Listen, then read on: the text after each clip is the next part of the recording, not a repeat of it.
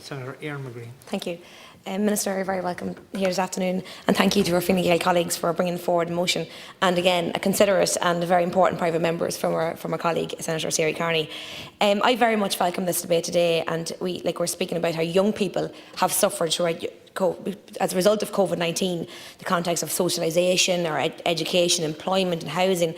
But the truth is, any cohort of our community that is reliant on others for their fulfilment of their life has been mostly affected. Our older people, our younger people, our carers, our people with disabilities, and anyone with a vulnerable health condition. All these people, all our family members, our community, our cousins, our brothers, our sisters, these are the people who have been affected most by COVID-19. And I suppose one of these things that we need to learn most from this pandemic is how we can ensure that these cohorts and those most vulnerable in our community can not, in a post-pandemic or even in another pandemic, God, we hope that doesn't come, but if it does, that they're not as badly, as disproportionately affected as they are this time round.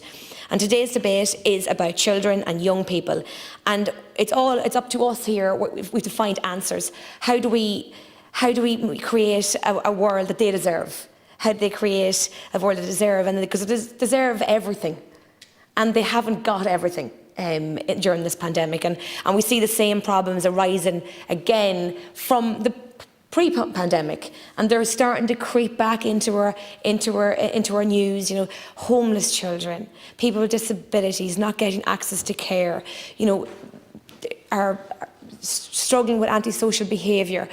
These are just a symptom of a problem, a symptom of a disengagement, and I think it's up to all of us. And I really welcome Senator Boyan's speech, because it's about all of us working together, because you know it might be a wee bit twee, but children are our future, and if we don't look after them now, then you know who takes over for us? And we all, as I said, we are all shaped by our life experiences. We're all affected by our life experiences, and it's up to us, adults, parents, aunts and uncles, and us here as legislators, to do our best for advocating for our children, making them strong, making them confident, resilient, and ensure that every child has a dream and they can do what they want with that dream. And I, for one, have been incredibly lucky. I've been living in a country that has allowed me to dream, to know that there was a big world out there beyond the Cooley Mountains, that knew that if I wanted to do something, I could get there, and the state helped me to achieve it. Give me a good education. I scraped myself into university, but I got the grant. I was able to move on. I got supported in college, and only for it, I wouldn't be here today. So the state created an environment for me, and I'm so grateful for that. But I'm one of the lucky ones, and there's so many people in our country, so many children, so many young people who don't see that opportunity is there for them. And I think it's for us now that we can make visible those opportunities for young people and children. And I suppose we all have been affected by the pandemic, and our children, and we see it, you know, parents working from home, homeschooling, like it was an incredible struggle, and families really suffered. You think a parent working, two parents working, having a couple of children to, like, it nearly broke us. It was really hard, and we just had to roll back from homeschooling, because everything was given and we felt as a family we were achieving nothing.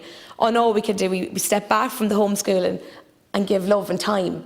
And maybe there was less reading and writing done, but there was a little bit more sitting and cuddling done. So that helped us. But not every family was able to do that. And I think we have to applaud families and how they struggled through and achieved.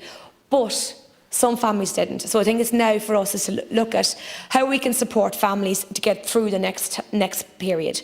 There are an awful lot of families who have been locked down in abuse.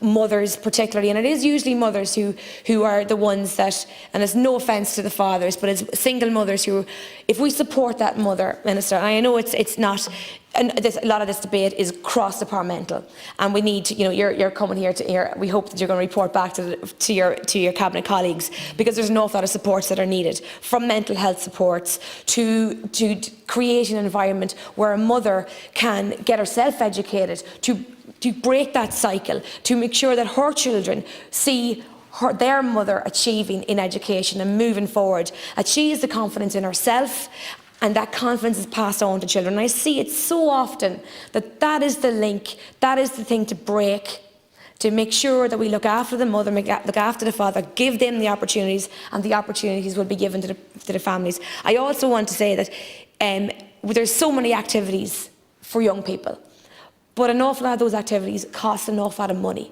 And I think, similar to the Back to Education, the Back to School initiative, there should be a grant to allow lower wage families to be able to afford the GEA, to afford the gymnastics, the ballet, all these things, because that costs an awful lot of money. And that is how to get children engaged in their communities. It is to get them involved, get them part of it, and it really opens up a door. Just to go through a few things very briefly, I think we should have a national internship programme, a paid programme that looks after all our children. We pull them in from disabilities, from LGBTQ, positively discriminate and get children working in our state places, state organisations.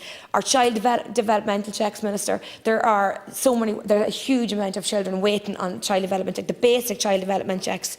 We need to look after the mental health supports, and I see we need to look after those disaffected youth, because antisocial behaviour is just a symptom of the problem.